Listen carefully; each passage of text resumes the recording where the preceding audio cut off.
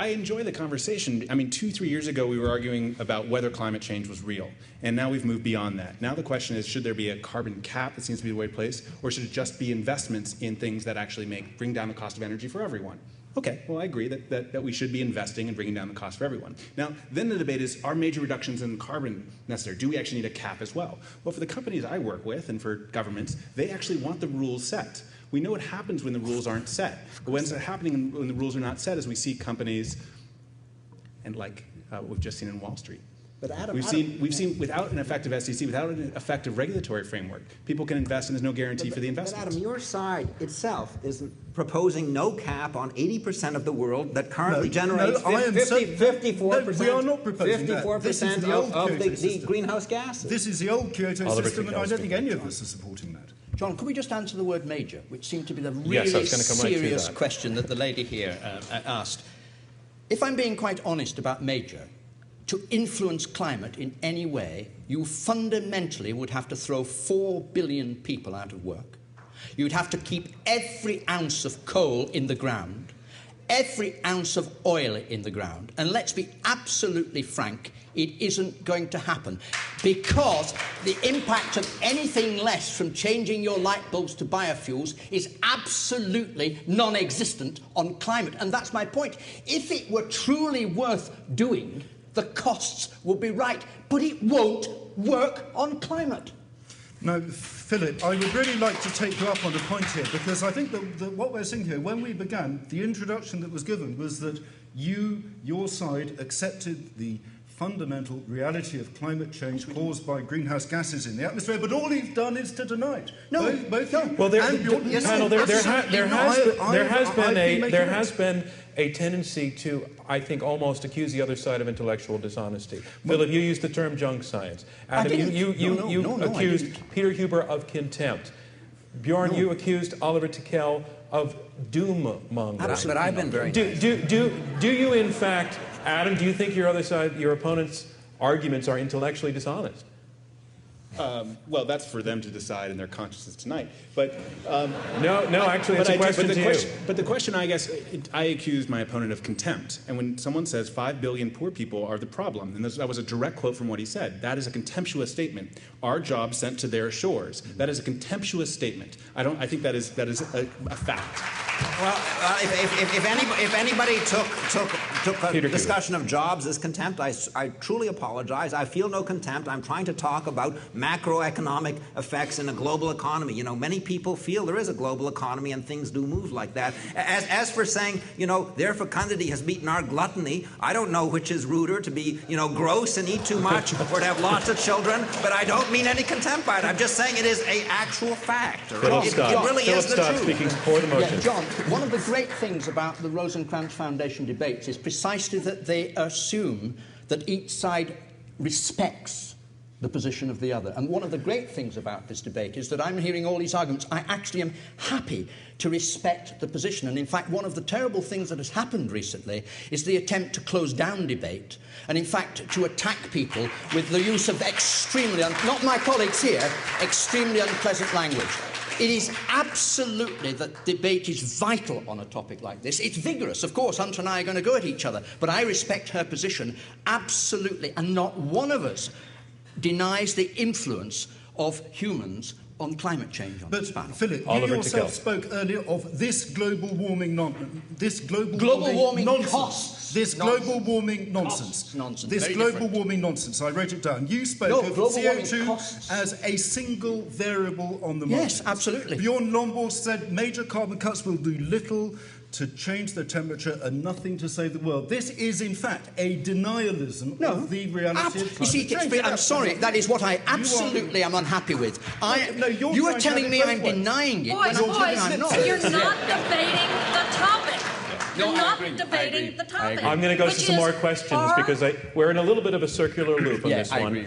An impasse, I would say. I just wanted to sort of start with saying that we seem to have come around about sort of intellectual dishonesty, and it's all about economics versus science. And so I want to start out with just saying that I'm an economist and I have a question on whether this is still about sort of economics or not. And I want to sort of direct this question to Bjorn Lomborg. You stated that the Copenhagen Consensus favoured technology R&D investment. However, isn't it true that the economists that you are so eagerly quoting as the great work that they've done have basically publicly distanced themselves from your interpretation of their work? And I'm talking about both Richard Toll and Gary O. So basically, they say that they actually never looked at that. They looked at a climate mix policy which would have adaptation, mitigation, and R&D technology, which is the point that Oliver Tickell made. Thank you. Bjorn, I'm not going to leave that hanging out there. Go right to it. Sure. You've unfortunately only read half of the discussion, because it's true that they first made a comment in The Guardian, and then later on, after we'd had a long discussion on a blog, we actually, Yoey and I, wrote a joint column where we pointed out what it was we said.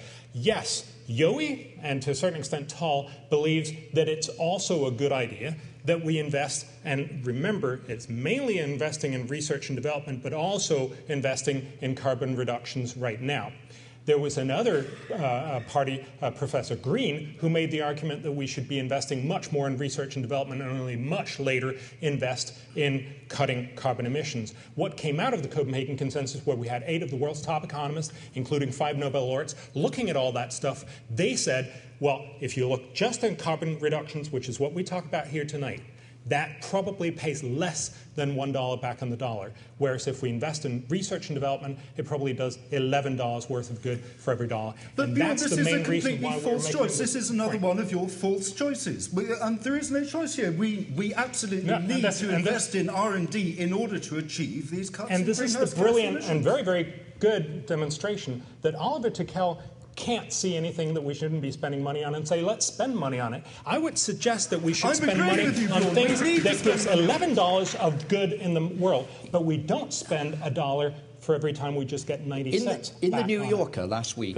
in the New Yorker last week, your own magazine, a very liberal magazine and one I love, very interestingly, there was a fascinating statement that you can't effectively do dual or multi-instruments politically to answer, say, both poverty and climate change. And I love the analogy that was given by the professor quoted. It was a very good one.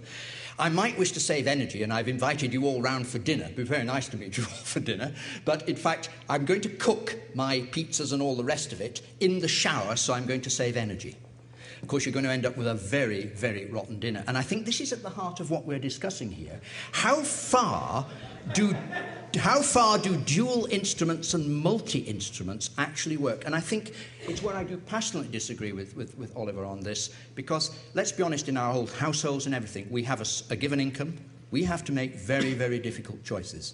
If I know what I would put my choices, by the way, very simply, and they would tie in, not because I'm supporting Bjorn particularly on this, because I came to this decision a lot more. I am very worried indeed about the whole state of the development of new viruses in the world at the moment. There are all very serious problems. And if you look historically, the single biggest effects that have created death amongst humanity have been the evolution of new viruses, new bacteria, and new forms. And that's the crucial point. Across this, objection, Your Honor, irrelevant? Yes. No. Well, no, it's Hunter Lovins, take not it. Irrelevant. Hunter Lovins, take it. Let me go to what you invest and what you get.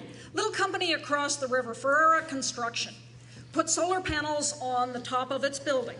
It now has a net zero building, which means that it is sending back to the grid more energy than it is using.